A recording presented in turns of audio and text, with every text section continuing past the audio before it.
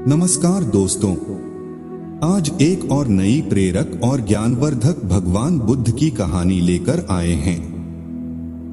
कहानी छोटी है मगर बहुत कुछ सिखा सकती है, इसलिए आशा करते हैं आप इसे पूरा जरूर देखेंगे। तो चलिए अब शुरू करते हैं इस बेहतरीन कहानी को। बहुत पुरानी बात है। गौतम बुद्ध एक शहर में प्रवास कर रहे थे। उनके कुछ शिष्य भी उनके साथ थे। उनके शिष्य एक दिन शहर में घूमने निकले तो उस शहर के लोगों ने उन्हें बहुत बुरा भला कहा। शिष्यों को बहुत बुरा लगा और वे वापस लौट गए। गौतम बुद्ध ने जब देखा कि उनके सभी शिष्य बहुत क्रोध में दिख रहे हैं तो उन्होंने पूछा, क्या बात है, आप सभी इतने तनाव में क्यों दिख रहे हैं? तभी एक शिष्य क्रोध में बोला, हमें यहाँ से तुरंत प्रस्थान करना चाहिए।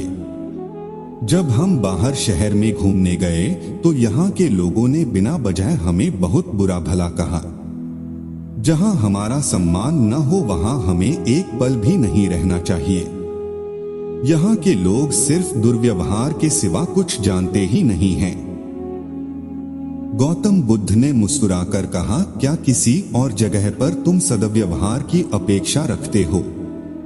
दूसरा शिष्य बोला, इस शहर से तो भले लोग ही होंगे।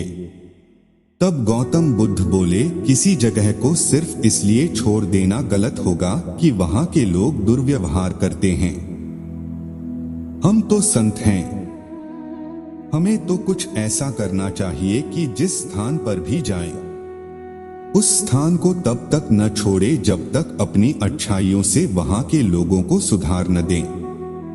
हम जिस भी स्थान पर जाएं वहां के लोगों का कुछ न कुछ भला करके ही वापस लौटें। हमारे अच्छे व्यवहार के बाद वह कब तक बुरा व्यवहार करेंगे? आखिर में उन्हें सुधरना ही होगा। वास्तविकता में संतों का कार्य तो ऐसे लोगों को सुधारना ही होता है। सही चुनौती वो है जब हम विपरीत परिस्थितियों में खुद को साबित कर सकें।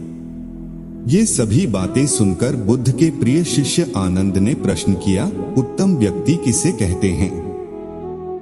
इस पर बुद्ध ने जवाब दिया, जिस प्रकार युद्ध में बढ़ता हुआ हाथी चारों तरफ के तीर सहते हुए भी आगे बढ़ता जाता है, ठीक उसी तरह उत्तम व्यक्ति भी दूसरों के अपशब्दों को सहते हुए अपना कार्य करता रहता है।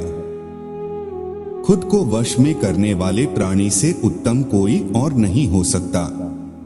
गौतम बुद्ध की बात शिष्यों को अच्छी तरह से समझ में आ गई और उन्होंने वहां से जाने का इरादा त्याग दिया।